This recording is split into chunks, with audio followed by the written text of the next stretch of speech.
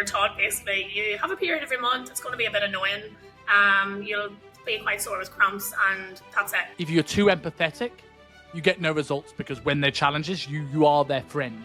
Yeah. And then if you're too assertive and too like drill sergeant, people get overwhelmed and just like, I don't want anything to do with this. You are essentially paying me to get you a result that you maybe couldn't have got on your own, or you want to work towards. So you haven't done this week, why not? I find coaches sometimes either they and this is girls and guys, they mansplain too much. Yeah. The client, especially online, when you can't have that back and forth one-to-one, it's on a pre-recorded thing.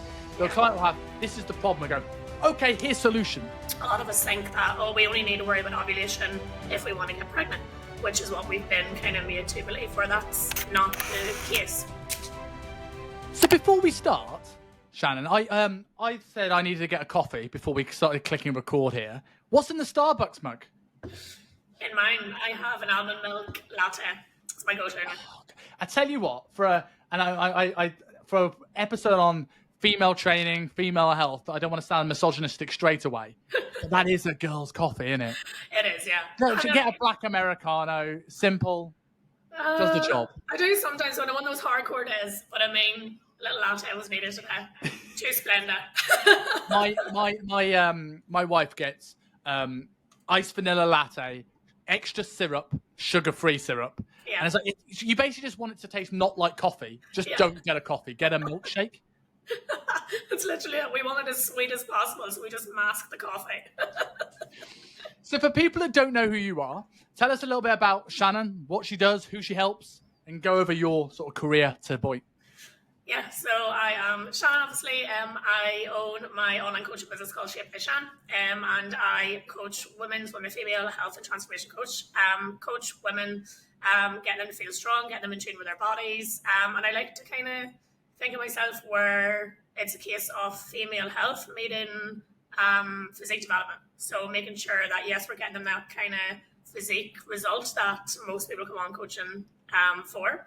But alongside that, we're making sure their health's in a really good place so that they can kind of progress past that and not have them coming into this cycle that I find the females are always in. They're quote unquote on the wagon, then they leave a coach, then they're off the wagon, then they have to start again, and they go in this vicious cycle. So yeah, kind of breaking that cycle and making sure they're set up for long-term success as well.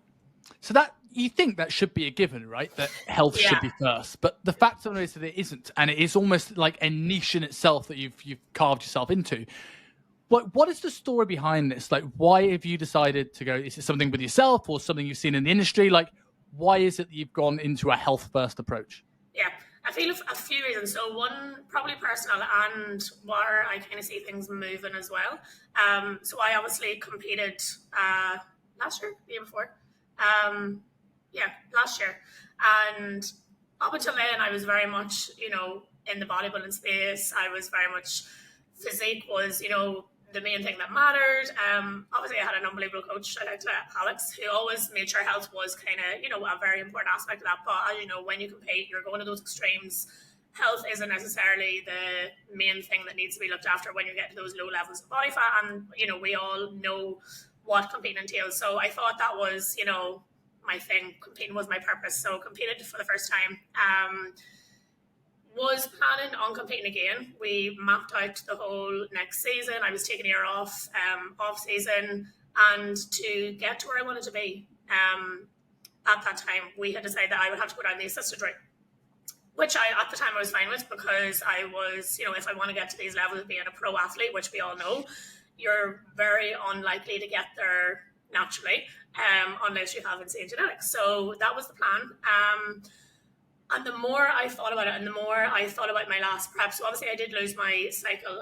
Only about 10 weeks out from my show, I got it back quite quickly, but it was after competing that I had this kind of thought that I never really had before, where my period wasn't coming back, and I just wanted to come back because I just didn't feel, number one, healthy. I didn't feel, not that I didn't feel like a female, but it was just, I just knew it wasn't coming back, and that meant, okay, there's something not right here. My body's not in a healthy place. So for me, that flicked on a switch that was a priority for me. Got my cycle back, kept continuing with the plan to compete again. And then just the more I thought about it, the more I started growing my own business and teaching my clients about female health and prioritizing health, and then going down more of the route of looking at hormones and hormone health and menstrual cycle, there was just a bit of a disconnect with what I was trying to work towards and what I was trying to prioritize with my clients and my business. And it came to a point where I had to sit down and I asked, I was chatting obviously to, we all love, other people's opinions, and I was talking to Tom, my boyfriend, and he was saying, this is completely your decision, if you don't want to compete anymore, it's up to you. Anyway, I sat down, made the decision, and I had to envision myself a year's time. Okay, let's say I'm on the pro stage, you get a pro card, how do you feel? And I didn't care. And for me, that was the decision made. It wasn't, lining up with my values anymore. I didn't understand why I actually was moving that direction anymore. So that from then, when I made the decision, I told Alex just competing wasn't for me anymore.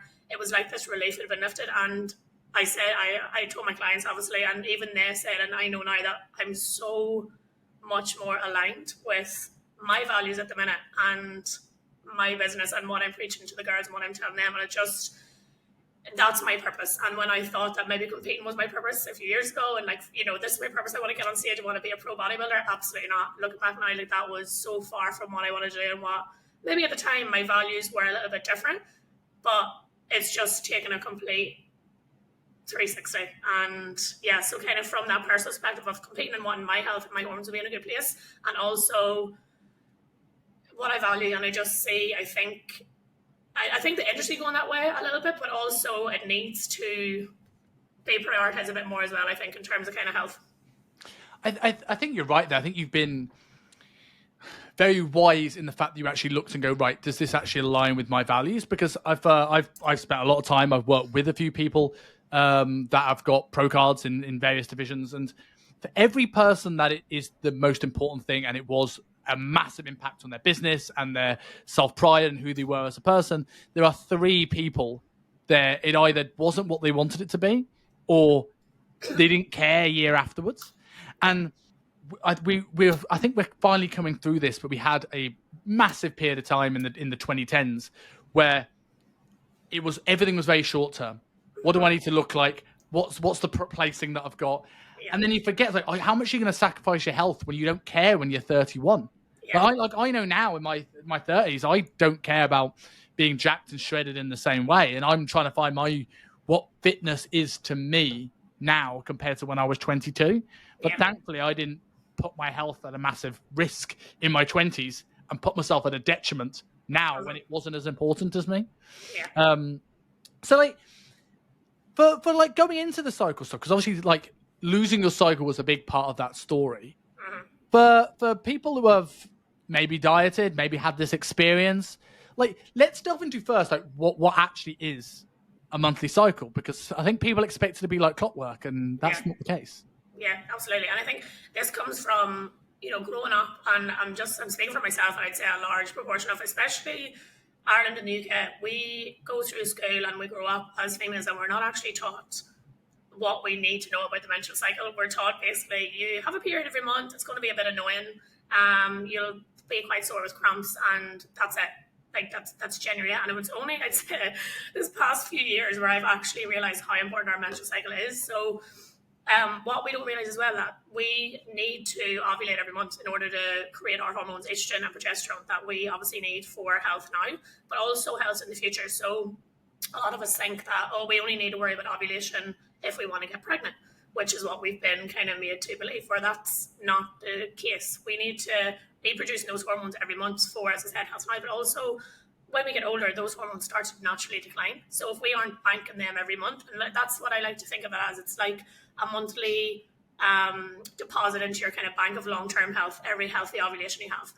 So when you look at it like that, and when you sit and think, okay, if I'm not having regular cycles or regular even ovulation every month, because you can have a period without ovulating, which we'll probably get into, but if I'm not having that every month, and that's going on for extended amounts of years for different reasons, you could be obviously on, hormonal birth control, you could have hypothalamic amenorrhea, all these different things as to why you're not having a regular cycle. That's then putting you into years and years and years. We are not building up that reserve of hormones for later life. And just as I said, health now, and I think it's just something that we're just so unaware of, which isn't our fault. We just haven't been given that education around how important a regular menstrual cycle is. How regular should a regular menstrual cycle be? So anywhere from 21 to 35 days. And that's like, people will probably be quite surprised at that, because in every textbook you see, it's 28 days. You have to have a 28-day cycle. And that's what we all grew up thinking, okay, every 4 weeks, this is what it's going to come. Every 4 weeks. And is it the same? Like, if you're 21, is it 21, 21, 21, 21, 21? Or is it 21, 35, 28, 24? Like, does it vary? Usually you'll have the same cycle. And when you start to track it properly, you'll know how long your cycle is, when roughly you ovulate, if you are ovulating, what your kind of quote unquote normal healthy cycle looks like. Yeah, it's usually the same every month. Okay, cool. So like, when we're looking at that, what are some of the reasons that could affect your cycle? You mentioned a few of them now, but a lot of the people listening to this are either coaches who have had women lose their cycle, or women who have lost their cycle. Yeah. Like, when this happens, why is it happening?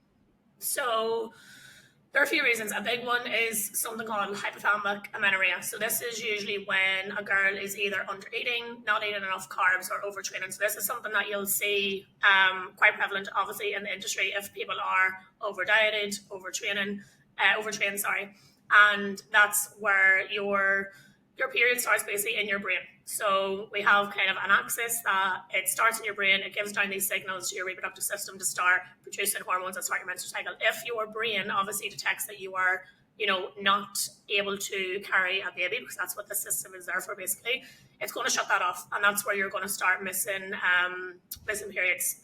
Also, if you're chronically stressed, and I think this is something that's so underrated, I know you'll agree with this, like, if you are chronically stressed all the time, and again, our brain doesn't know if you are just really, really stressed in that fight or flight response all the time because of work and, outside stressors with daily life, or you're, running from a tiger, and it will shut off that system, because again, you're in no place to be able to carry a baby, and that's what it's there for. So those are two big reasons. Other ones with irregular cycles will be things that are underlying. So maybe if you have PCOS, which I think it's like 1 in 10 women now have, that can be something that's affecting irregular cycles. It can be if you're not producing enough estrogen, you're going to have lighter cycles, regular cycles. So it could be something underlying. And again, there's so many reasons. It could be something as simple as being low in some mineral or vitamin that's kind of causing irregularities.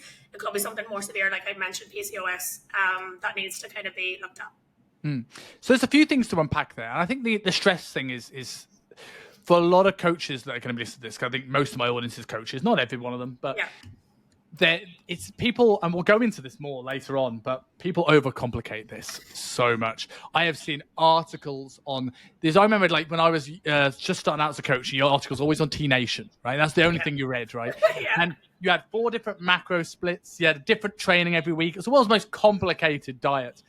But I think that there's one thing, if you coaches take away from this, is looking at the stressor. And this is the same with everybody, but it's just, I think it's more important when you're dealing with females who maybe have more going on and maybe have more things that can go wrong. But if the brain is controlling everything and we are stressed, our body's going to shut down everything that isn't a priority to survival right now, including things like digestion, including things like cycles, menstrual, reproduction. This is why guys tend to, don't get morning wood and their testosterone goes to the floor, and why women lose their cycles. So, like, because you said it earlier on, it's not always the healthiest thing to get super lean. And while people go, oh, well, then I shouldn't do it then. Well, that depends what you want. Like, if you want to get super lean, then yes, we have to, it's not the healthiest thing. Like being number 1 in rugby or football or Brazilian jiu-jitsu or any sport or running a multi-million-pound business isn't the healthiest thing. But it's now like, okay, how do we try and minimize the negative side effects of this? So if I know that I'm going to be creating stress through a deficit and someone loses the cycle, could I start to eliminate things from the stress cup in other ways? Could I bring down training volume just to bring the stress down enough to make sure this isn't the thing that's getting knocked off 6? Would you agree with that? Yeah, absolutely. And I think that's why I kind of like the idea of health meeting physique development, because at the end of the day, yes, I absolutely have girls who want to get, quote unquote, photo shooting. I want to put myself through another, photo shoot kind of prep. And it's one of those where we constantly want to be challenging ourselves or pushing our physique or whatever outcome we want. But as you said, if you can kind of make sure that health markers are in a good place going into that, you're going to be able to mitigate those kind of negative responses when it comes to the menstrual cycle. So yeah, and I think it's taken that, few months or whatever it may be to make sure that those foundations are there, because so many people want to just dive straight into an extreme prep where it's like, okay, let's and it comes down to that, playing the long game. Let's take an extra few months to make sure health is in a really, really good place. Digestion's in a good place. You're having, regular cycles. You're sleeping well. All those little things that people don't necessarily want to spend time on. But if you take those few months to build those foundations and then say, right, your body's actually in a really responsive place, now let's go into our prep and now let's push a little bit harder because we know we can, then that's exactly how I kind of do it with my girls. And that's the key thing there, right? It's are they ready for an extreme prep? I think sometimes when we look at the personal training, we always look at ways of making things easier and removing friction. And while I think that's massively important for any coaching business to make things easier for their clients, at some point it's got to get difficult. And it's not a case of we don't push. It's not a case it doesn't get hard. It's not the case that we don't put the body under stress. Yeah. It's like, right, are you ready for that stress? And that will change at 20.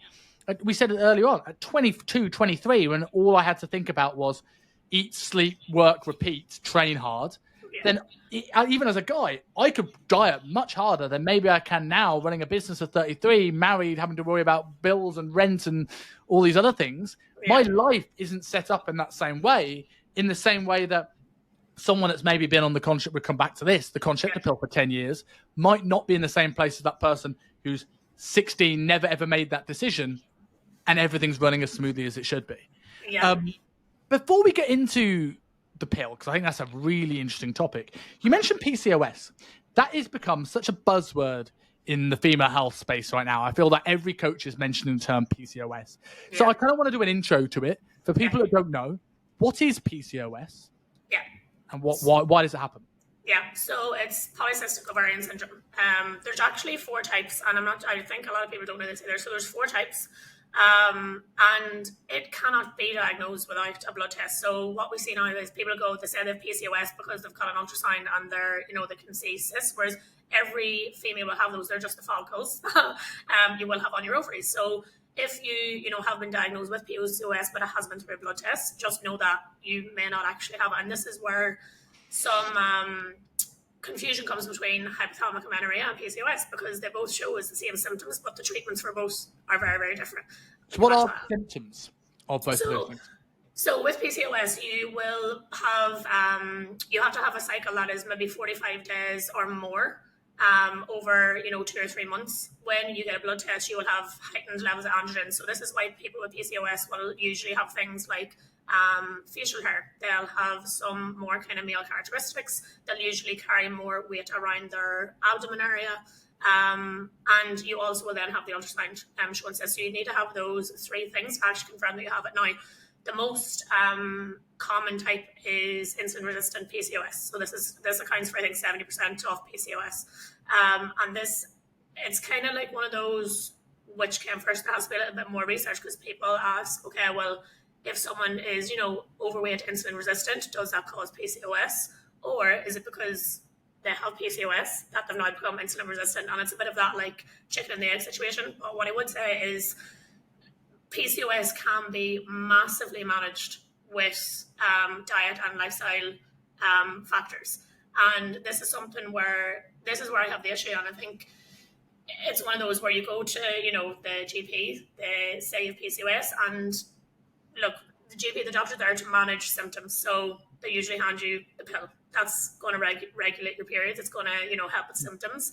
And people say, oh, this is great. This manages my symptoms. But they're not actually getting to the root cause. They're not, cured. They're not helping their PC or their insulin resistance. They're not kind of helping those symptoms. They're just going on the pill and not actually knowing or being aware of what that's actually doing on the other side of things in terms of, fertility and reproductive health. So would you recommend, because I saw your video on this, and again, we'll go on to the pill later on, but if we assume the pill it's been given to the doctor, and we're not doctors, so we can't necessarily say that they're wrong. No. And they're taking that and it managed the symptoms. Would you then say, okay, but let's start looking at things like fasting blood glucose, HbA1c on blood tests, just so we can manage insulin resistance? And even if we're not showing the signs of insulin resistance as much anymore, we can then manage it in the background so we don't end up with things like diabetes down the line. Yeah, absolutely. I think, as I said, with managing insulin resistance, we both know you can do that massively through diet and lifestyle. But I think, and this comes down to sometimes too, and I get it, because obviously if you have PCOS, you don't want the symptoms, you don't want the painful periods, you don't want the heavy periods, you would just want something to help it. And sometimes it can be seen as a little bit more effort to obviously change your diet completely and change your lifestyle. And so this is sometimes the issue, because some people would rather just take a pill, and that's fine, to get the symptoms gone, rather than, you know, maybe have to do without their weekly Chinese, or maybe have to avoid certain things that are going to cause inflammation, and that can be obviously more difficult to do. So I do get why going on the pill can be seen as a little bit easier. And as you said, absolutely not saying doctors are wrong, absolutely not. But sometimes I think there just needs to be a little bit more education around why they're maybe putting you on the pill, or why, you know, they're not actually getting to any kind of more root causes or root issues of what's going on. Yeah, I used to be very much those people go, oh, doctors should like be educated more and things like this. And I'm just like, I look back at my younger self criticizing doctors left, right, and centre. I mean, like, educated more. They've got through 4 years of medical school. Compared to them, I'm an idiot. Yeah, so I may have been my high horse going, they should learn more. I should learn more, you know, like.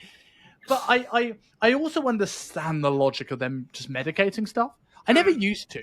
But when you look at the amount of people that don't take life-changing medications, like people on cancer that don't take the medication because of the inability to build habits, or just because they don't adhere to stuff. And while we like as coaches, and all the coaches listen to this, one of the biggest things that I see as frustrations that the clients don't stick to plans. Right? Adherence is the number one problem that coaches face. And you will speak to them every day. Or if you're in person, you might see them in person 2 to 3 times a week, and you still can't get them to adhere. Yeah. Whereas doctors, you see them once every now and then when something is already wrong. Yeah. So it's like, for me, if someone is deficient in magnesium, I will supplement the magnesium.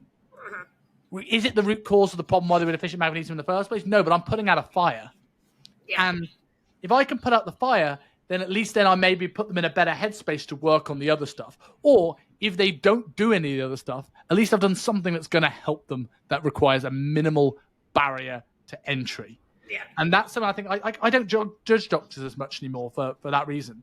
But that's where we as coaches need to step in, and we are that education. Mm-hmm. Yeah. And many people, I don't know if you agree with this, but like I don't think the coaching space in terms of a wanting to be better, not just wanting to put a zero on your bank balance, is where it was 10 years ago. Yeah, do you mean coaches aren't as more financially driven than quality driven? No. Yeah.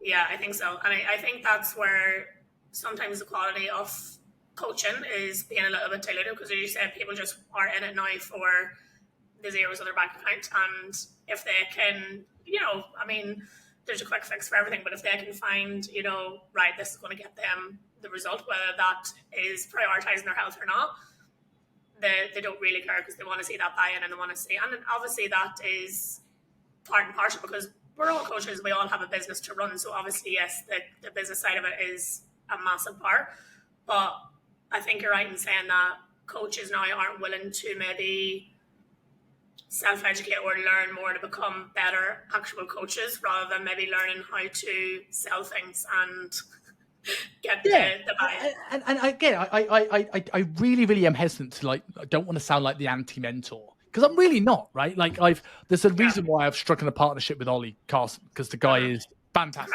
He's really good at what he does.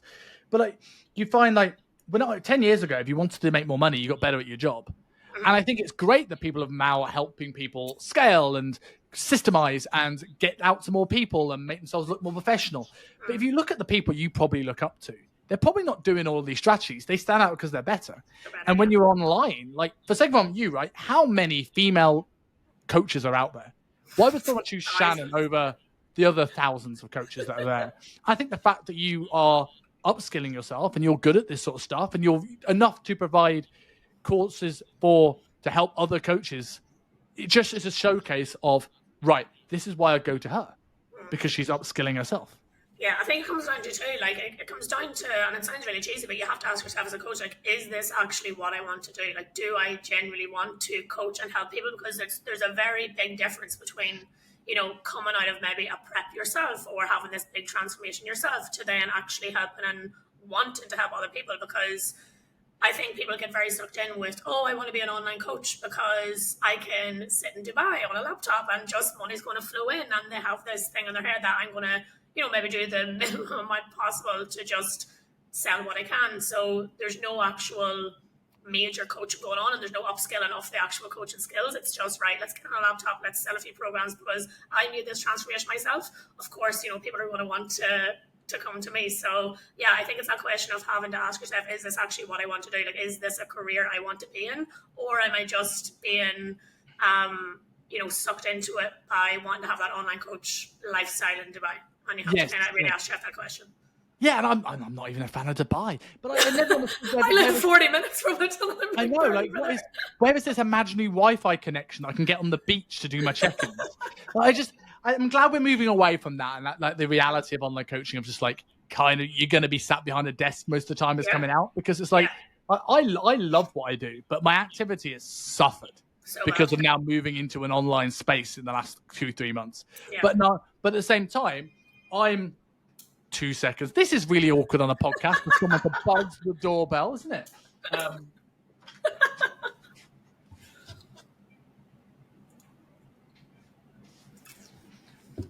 Literally, that's giving my editor more work to do. Really, really, really, really sorry. And I guarantee you as well, right? For people who aren't watching this, I've got a flat where my flat tends to be the door that people buzz, even when it's not for me.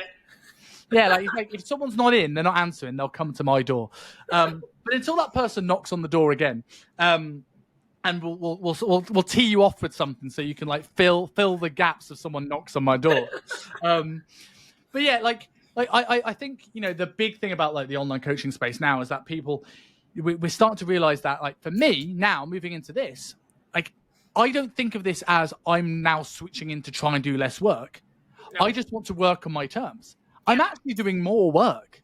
Like, I'm working longer hours than I was on the gym floor, like truly working, but it's now just something that's more aligned with my values. Yeah. Like, going into this, like, I know you kind of alluded to it with your story, but I'm assuming you were a female coach before that. Why did you niche down into females? Well, I think you can't really coach what you don't know. So I had a few males in the beginning. This is when I come home from Australia during lockdown, I was in pure gym. So I was PTing male and females. I had a few male clients online. And it wasn't that I didn't enjoy coaching them. It's just, I think I just have obviously more of a connection with female clients. I know what they're going through. I've been there. I can identify with them. I can empathize with them. Whereas with a male who, he just wanted to maybe get like jacked and strong for full shape, which was fine. But I didn't have any, what's the word? Like, I wasn't resonating with it a lot.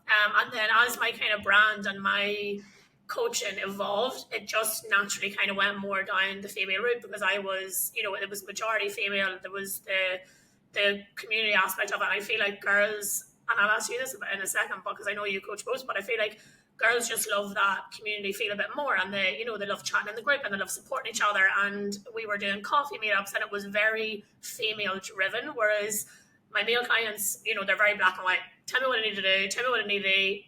See you next week. Done. And there was that difference. And it was just that disconnect. And I wanted to focus down and kind of like be aligned with what I enjoy doing. And I loved coaching the girls. And I loved that support within the group with them, and kind of really understand it and empathize with where they're coming from and where they want to get to. And I couldn't do that with the males.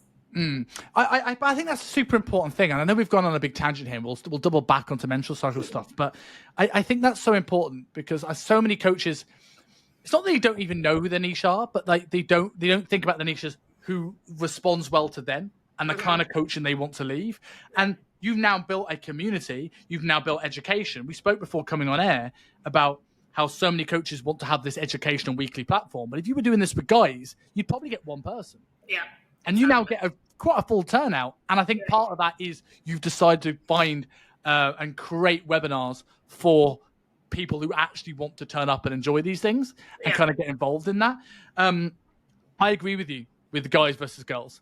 And I also think I love the fact now that there are more female coaches speaking to what they know and why they are different to a male coach coaching women, because I'm an old man now, right? So I've seen a lot of changes in the industry, and I remember seeing where I used to work, female coaches come in and find it really, really hard, and I try to wonder why female coaches tend to, nowadays not so much, but back then never lasted 1-2 years throughout the industry, and for a long time it was that.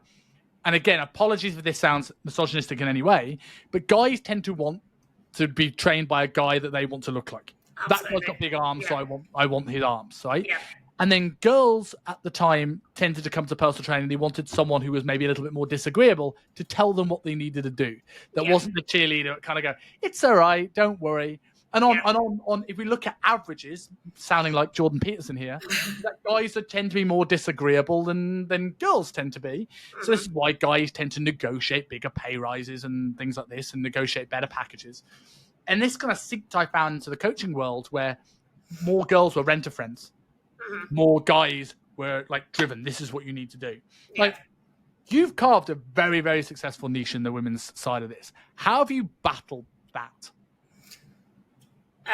I think it comes down to very much like knowing each client and having a method that suits them. Because yes, females in general, we will want a little bit more empathy. You know, things come up. We aren't very black and white. We'll need maybe some more leeway in terms of, obviously, if I'm dealing with busy moms and things like that.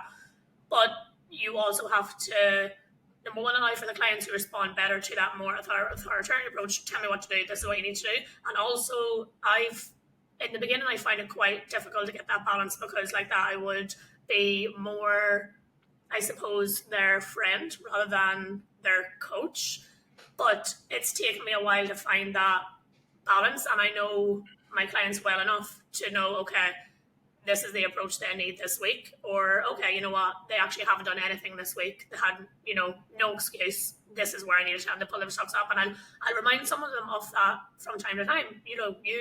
You are essentially paying me to get you a result that you maybe couldn't have got on your own, or, you want to work towards. So you haven't done this week, why not? And they'll say to me, oh, thanks so much for that. That's what I needed. So I need to remind them sometimes of that. But I think it's very much knowing when to use different coaching styles and methods for different clients and in different periods of maybe times in their life that they're going through. I agree with that massively. I think it's also as well, it's like finding that balance between, I call it assertive empathy. Because for a while I knew Nick Mitchell always used to say empathy is one of the biggest skills a personal trainer can possess. And yes, but I think if you look at it on a spectrum, if you're too empathetic, you get no results, because when they're challenges, you are their friend. Yeah. And then if you're too assertive and too like drill sergeant, people get overwhelmed and just like, I don't want anything to do with this. Yeah. So I think assertive empathy is the skill that you need. And to do that, you need to know what is the key non-negotiables that claient needs to do. Now, the approach to get to these non-negotiables, like we all know, calorie deficit gets someone losing weight. How many different approaches can we have for a calorie deficit? So many. I don't give a fuck which one you do, as long as you do one of them, and then we can find and troubleshoot these issues. But it's like, I find coaches sometimes either they and this is girls and guys, they mansplain too much. Yeah. The client, especially online, when you can't have that back and forth one-to-one, it's on a pre-recorded thing. The client will have, this is the problem, and go, okay, here's solution. And that's like, well, why are you struggling with this? Yeah. Like, if you let me know why you're struggling, I will help you. But it always comes down to, I know what we need to get done. And that makes sure that we don't end up going into this gray area, wait and see, maybe things will sort themselves out. Like there's still right, here's the deadline, here's where we need to go, this is the work we need to do. Yeah, and as you said, I think that comes down to like the expectations from the beginning. Like I have some clients who come on with me and they say, look, I, have maybe been with coaches in the past. It was too restrictive. I didn't like, this and that and that. So I want something that's, yes, going to make me, feel healthier, feel better in myself, but I want to enjoy it and have it as part of my current lifestyle. Perfect. I know that. So for example, a client started with me there recently, and they have a big family Sunday dinner every Sunday. She didn't want to obviously, not have that, which I completely agree with. It's there to be enjoyed. So we give her, we put things in place. We give her buffer calories. I think she has like 900 calories to play around with on a Sunday for whatever she wants, and that's fine. But what I find as well is clients who maybe start with that mindset of, I want to just incorporate this into my life. And when we start making small little changes and they go along the weeks and they start seeing progress and they start feeling themselves getting healthier, they then want to be a little bit more strict, and they'll come to me and they'll say, okay, you know what, I've enjoyed this now.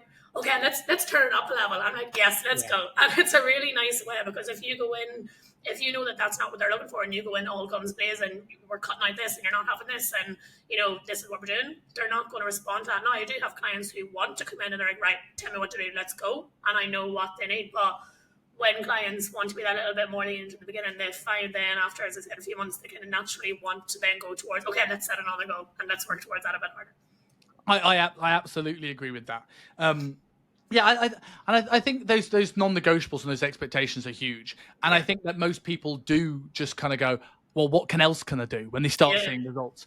But on the flip side of that, I think this comes down to your knowledge again, and you like investing in your own education to the point where you understand what the work needs to be done, know how important it is, what the wiggle room is and what the wiggle room isn't, so you can explain things. Because for every person that goes, I want to do more, I bet you'll get another person who's maybe been burnt by dieting that goes, I just want sustainable. Yeah. And you know from listening to me for many times say this, I hate that term. Yeah. But I only hate the term sustainable on day one.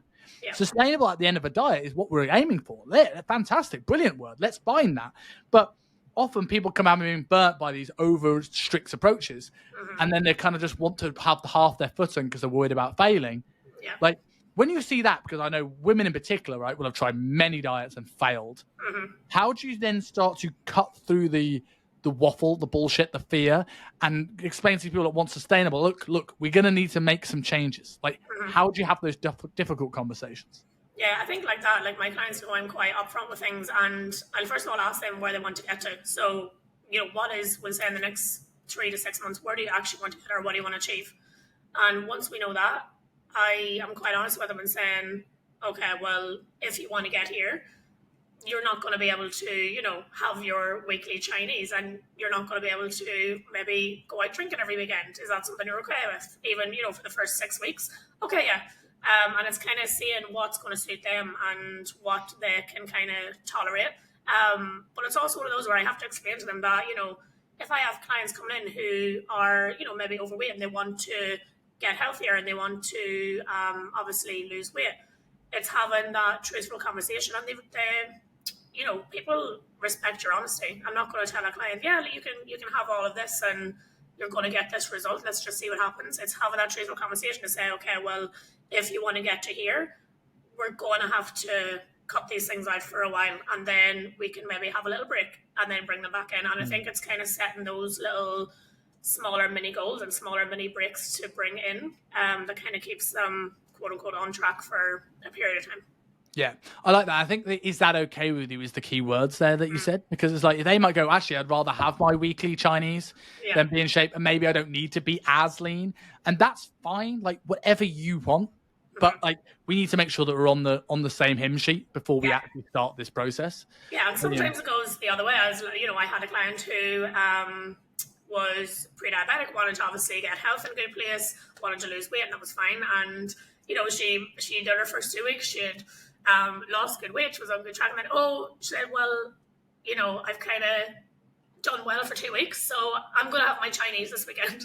I'm thinking, no, you know, you don't, it's not like, and I think that comes back to more of like a diet and culture years ago where, you know, you had your Weight Watchers where if you lost a few pounds every week, then you could kind of celebrate that night with your Chinese and your glass of wine. Where it's like, if you want to get those health markers in a good place and continue to progress, you're going to have to give it another few weeks or months until you kind of can have that takeaway. Not just every week when you lose, you know, a few pounds, you can just celebrate.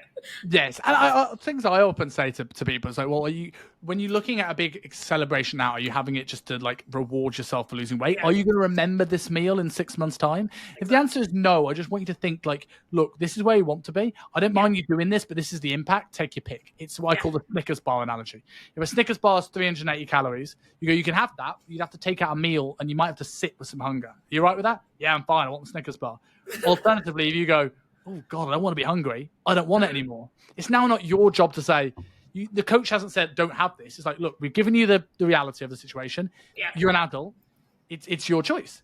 Yeah. And I think like the diet break thing is quite interesting because not only does it help someone stay mentally able to stick to a diet longer, I'm assuming based off the stuff you're saying about losing cycles earlier on about potentially being low carb, low calorie, it also kind of fits in from a health perspective, adding in regular diet breaks. Yeah. Is that something you add in at regular intervals with your client, or is it completely client dependent how often you add in breaks? Yeah, client dependent, definitely. And I think that comes back to kind of knowing that client and knowing just to look out for certain things as to know, like, when they're maybe getting to that point in a diet where, you know, they're not that they're not enjoying it, because you're not always going to enjoy a diet, but you can just, you know, you can feel things. Maybe their check-in form isn't as detailed. They're feeling a bit stressed. They're getting a bit irritable, you know. So I said, you know, okay, let's take some of that stress off and just let's have a weekend. And I'll very rarely give them, okay, here's, you know, exactly the amount of calories I want you to have. I usually say to them, look, have an untracked meal on whether it is a Saturday or Sunday, have a nice dinner with, you know,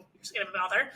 And that's usually enough for them to just, okay, de-stress, yeah, okay, I had that little meal, I feel better. And then they're ready to go again. And they usually, as you know, they usually find that the scales will drop the next morning. And they'll, oh my goodness, you know, stress has come down, the scales have dropped, this is amazing. And yeah, it just gives them that little bit of a pick-me-up to then keep going for another little while. Do you feel that, like, with the amount of women you've worked with, to talk about the things we spoke about earlier on, is there a max amount of time you have someone in a deficit before you gave them a break based off stuff that you've seen, like a range of how many weeks? Yeah, I usually never, the longest I'd ever done someone would be for 16 weeks, but with the girls that I'm working with, I don't think anyone's ever actually gone 16 weeks unless they are doing a photo shoot prep. So usually 12 weeks, we'll kind of see where things are. I'll ask them, do you need a little diet break? And like that, even if they have events coming up, okay, let's plan things around the events, and that's going to act as your diet break. But no, I never usually go longer than 16 weeks, and that's kind of usually if it's a photo shoot prep. Now, it could be longer if it's a photo shoot prep, depending on where they are. But yeah, it says 16 weeks for my kind of non-prep clients will be 16. And what are the signs and symptoms that potentially any coach really, but particularly male coaches that don't understand this to the same degree, that they should be looking out for to know when maybe they're pushing their girls too hard?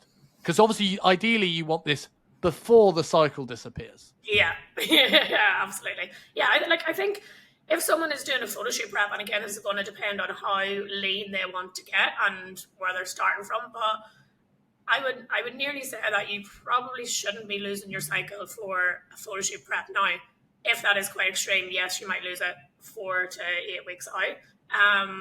But before that, like in terms of looking for things to know when they might need a bit of a refeed, I usually just go on more biofeedback markers. So where's their energy? Yeah, like how's their training? How are they feeling? Like, do they have fatigue? Do they have brain fog? All those things that you're going to probably encounter anyway with maybe lower carbs.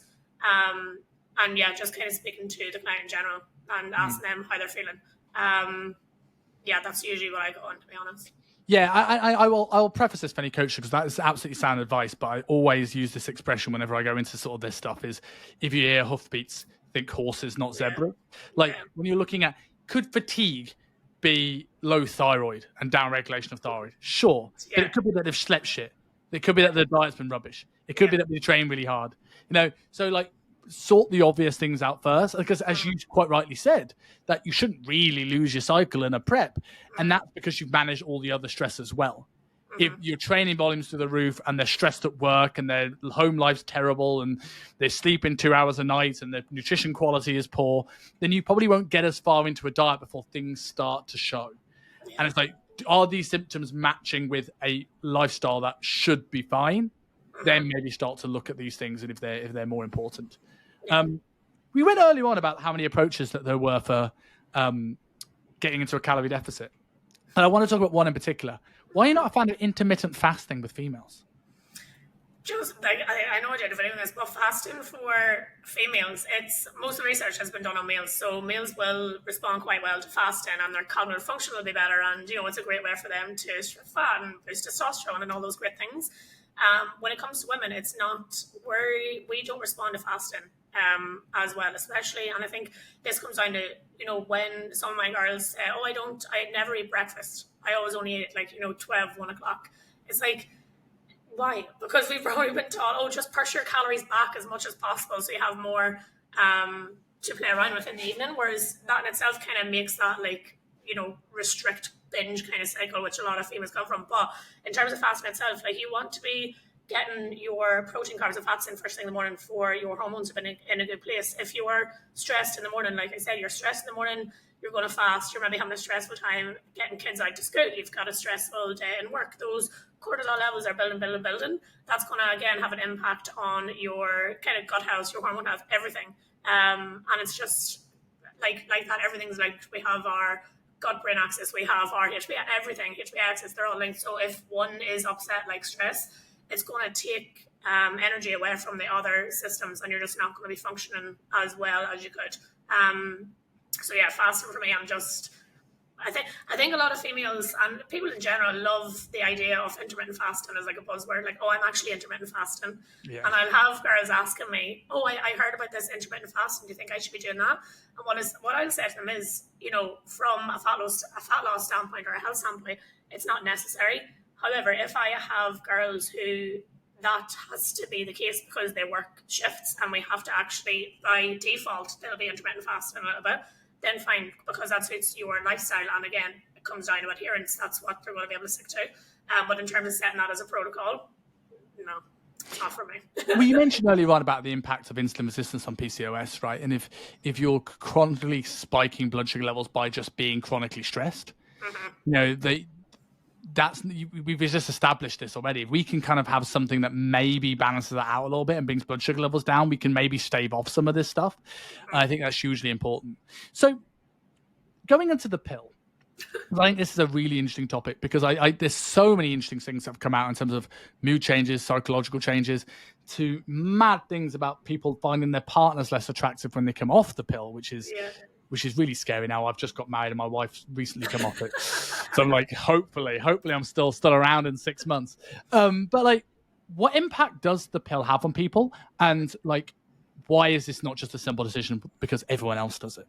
Yeah, I think like kind of just prefacing this, like I have absolutely no issues with the pill. I was on it for years when I was younger, and I'll probably get into that, like the reason I was put on it. But I think the issue lies where there's just no awareness or education around the pill and what it's doing other than for contraception. So the first thing, obviously, the reason it obviously stops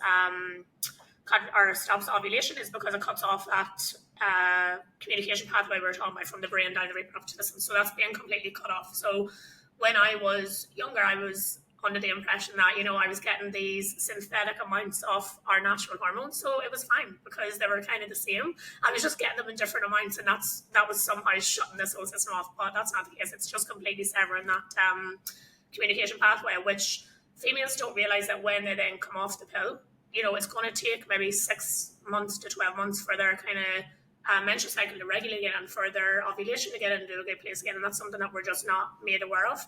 As well as that, when you're on the pill, it depletes your body of a lot of vitamins and minerals. So things like magnesium, zinc, selenium, B6, B9, all those really obviously important vitamins and minerals that we need. The pill actually depletes your body of those. So what I would say to people, if you are on the pill, making sure that you're actually supplementing with those vitamins and minerals to try and mitigate some things. Just to clarify that, you were saying zinc, magnesium, and B vitamins are the three things it depletes? Yeah, and selenium. Selenium. Okay, cool. Yeah. But yeah, it's one of those where it's fine if you're on it for contraceptive reasons and the issue, not the issues with it, but you're aware of what it's doing, then that's absolutely fine. But it's when you're put on the pill for different reasons. For example, myself, I was put on the pill at 14 for my skin, and looking back at that now, it just seems so ridiculous. I had acne, obviously, when I was younger as a teenager, like lots of teenagers do. I tried every antibiotic, tried every cream, and I remember my GP saying to me, well, you could go on the pill and it's absolutely fine as long as you get your bloods checked every 3 months, it's good to go. So I put on, obviously, at 14, skin cleared up. It's great. I think this is amazing. It helped my period symptoms. I'd period every month. It was just regular. I know now, obviously, that wasn't a real period.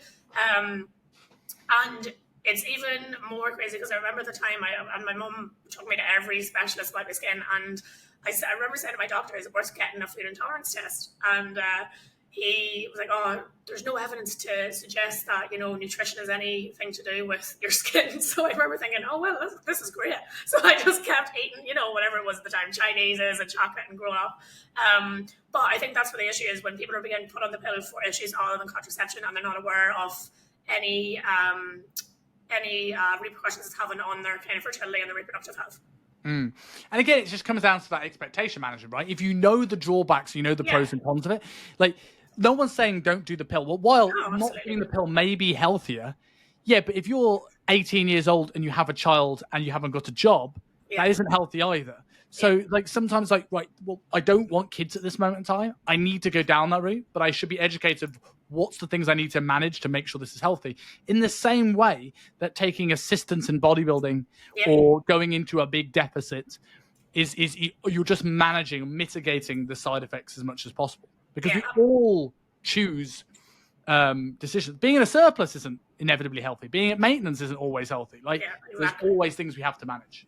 Yeah, absolutely. And I think that's the thing, as you said, it's just being more educated and aware of the side effects. And that comes down to everything because, everything these days, we can't avoid toxins. We can't avoid things in the environment. And people say, oh, well, you need to cut out this. And, you can't be lighting candles and you can't be doing this because they're all going to affect your hormones. It's like, is there anything that we actually can do? So it's not having that mindset of being afraid of, oh, I can't do this because it's going to upset things. It's just being aware and making choices where you can to mitigate some of the kind of side effects that these things might have.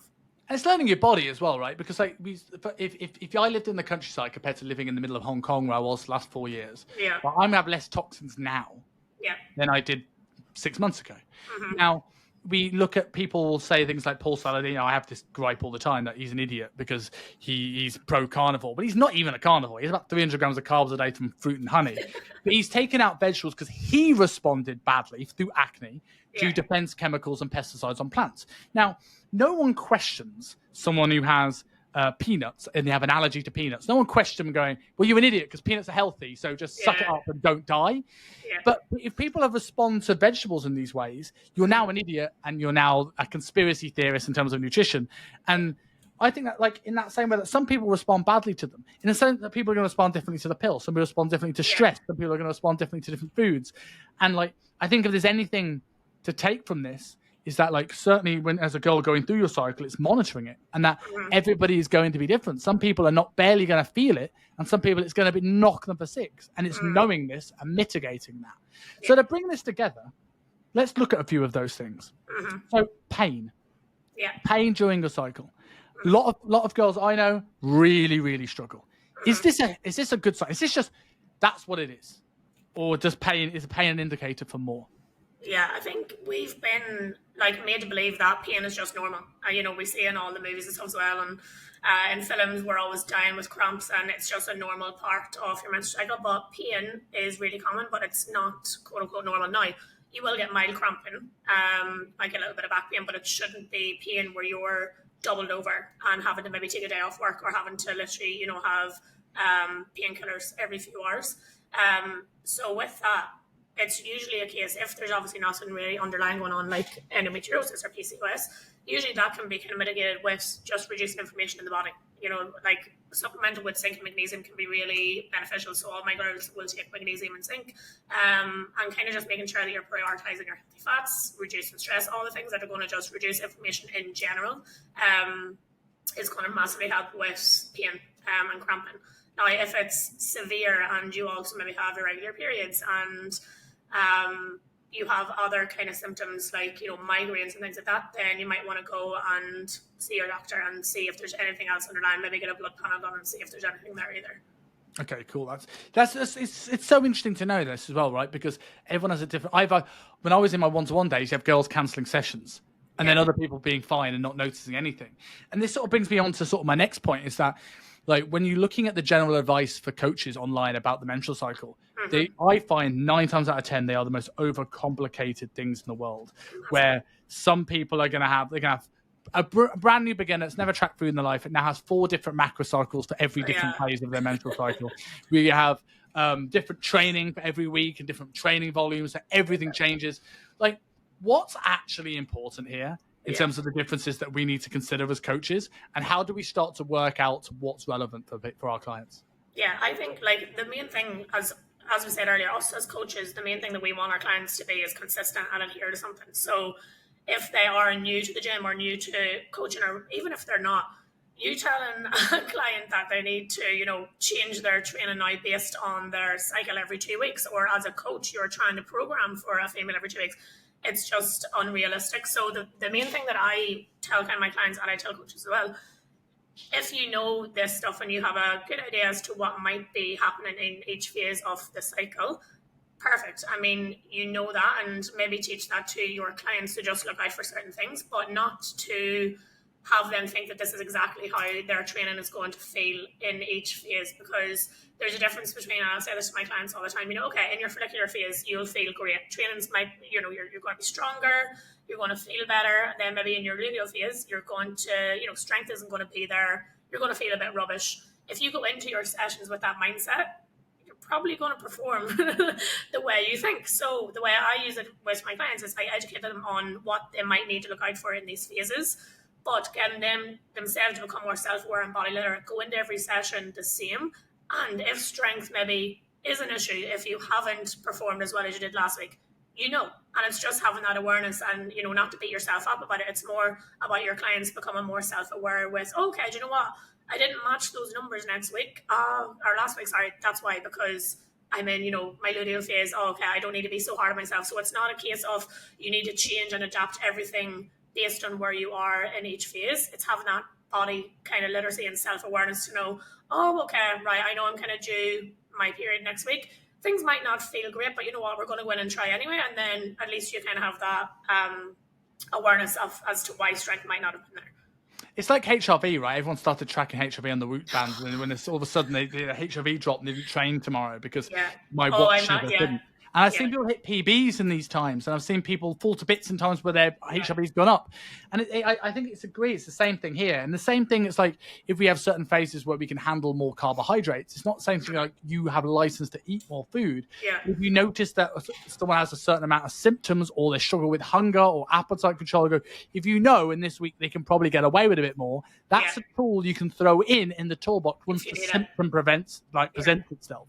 Yeah. In the same way that like I have like girls that barely have any symptoms. And as you said, it might change. The first time you have someone cycle, they might be keeling over. And then you work on some of that supplementation, you work on bringing inflammation down. Yeah. And if you then give them extra food every time because that's just what the textbook says, then actually they might be coming out of a deficit when you don't need them to come out of a deficit. Yeah, it comes down to, even as females, we've always been taught like, okay, and we see it in the movies and everything, you have your period, you're going to be reaching for chocolate, you're going to be in pain, you can't do anything, you need to wrap yourself up and stay in bed. And fine, if you obviously have really, really bad cramps or else, my girls take the day, just rest, whatever you need to do. But it's one of those, when I told the girls, the first day of our period is when we're most chemically like a man. So our performance should be like spot on. And it's when you hear that, you're like, oh, okay, I don't have to stay in bed and I don't have to, reach for 10 packets of biscuits because that's just what we've been trained to think we need to do. Like, oh, okay, you know what? I have no cramps. I feel quite good. I'm actually going to go train. And usually the girls will feel like, I'm actually feeling really good and I'll go and smash my session if they've no symptoms. But I think it's just that mindset of we've been taught that's how we should feel and that's how we should be acting on the first few days of our period. And that kind of then gets into our heads. But again, it comes back to having that self-awareness of, okay, do I feel okay? Yeah, perfect. Can I train? Yeah, absolutely. And again, movement's going to help anyway with some like cramping, get some blood flowing. It's going to help you feel a bit better anyway. Even if it's not a big heavy weight session, I always say to the girls, just try and even get out for a walk, try and get some like cardio in. It's going to help. Yes, I agree with that. And again, it's just adjusting things as well. Like if you have an understanding of anatomy and what the movement patterns you are working with, if someone comes in with a problem, in the same way that a client would say, I broke my toe, I can't train for 6 weeks. When you go, well, we can do everything from the foot up, right? Like leg extensions, leg curls, like anything upper body. Now, in that same way, as if someone is in that first few months getting a lot of discomfort, and maybe if it's really bad, then okay, fine. But like, okay, how do I make sure I train hip extension without loading a barbell on the hip, right? How do I find a comfortable position to do the same thing? Yeah. And if you can start to learn that, you can go, right, what's the problem that presents itself and adjust to what's presented rather than having a textbook going, at week 3, I do this. At week 4, I do this. Yeah. I think, and it's even that, when, like, my girls now will know, okay, I'm not feeling great today, or they'll be kind of more self-aware that they know, okay, I'm actually not feeling great. And I'll say, okay, just reduce your volume by like 20-25%. Just go in and get blood flow, and you don't need to go for PBs. You don't need to, have the session of your life, but they'll know themselves to reduce that volume or reduce the weights. And it gives them more confidence in the gym and in their training as well, when, they know, okay, I'm not feeling great. This is what I'm going to do, rather than trying to pre-plan 2 weeks on, 2 weeks off and change things. That's just not realistic at all. So you mentioned tracking a cycle early on, just to like, if someone's listening to this and go, right, I need to pay more attention to this, or I need to pay more attention to my clients in this, like, how would you recommend people start tracking their cycle? Is there certain apps you would use? Would you build it into your spreadsheets? Like, how do you do it?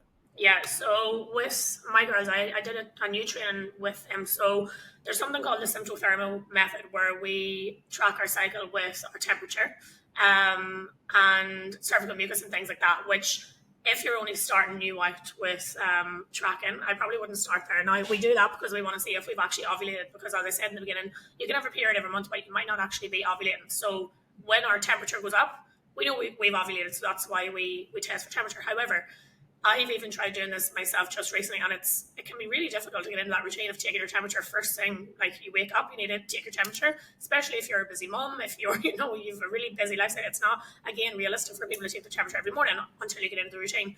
If you are starting out and you've never ever tracked your cycle before, I would just, do it either. Most people will have a Fitbit or something like that. You can track it in the app. So day 1 of your period, that's the first day of your cycle, and you can kind of see when your next one is, and that's obviously the length of your cycle. Now, the only thing with that is it's not going to tell you when or if you have ovulated, so that's just going to give you an idea as to when your period's actually happening. If you do want to start looking a little bit deeper, then apps like Read My Body, I think it's called, or Kindara, that's one I'm using at the minute. It'll ask you about symptoms every day. It'll get you to put your temperature in every morning, and you can then see when your temperature bumps up and stays high until your next period, you've ovulated, and then day 1 of your cycle starts again. So it can take a while to get used to, but I would start off just literally charting it on some sort of app, so you just get into the way of actually routinely seeing where it is, and then maybe take the next step and say, okay, I want to now see if I'm ovulating, and going a little bit deeper into the kind of temperature side of things. That's interesting, looking at temperature to do this. And obviously that opens up doors as well, looking at thyroid health, which is something that can drop down as well. So if temperature drops really low, we can start potentially looking at this being signs of giving someone refeeds, which is something I did with people in general during the pandemic, because in Hong Kong, you had to take your temperature to be allowed into any building. Everyone was taking temperature to go into coffee shops.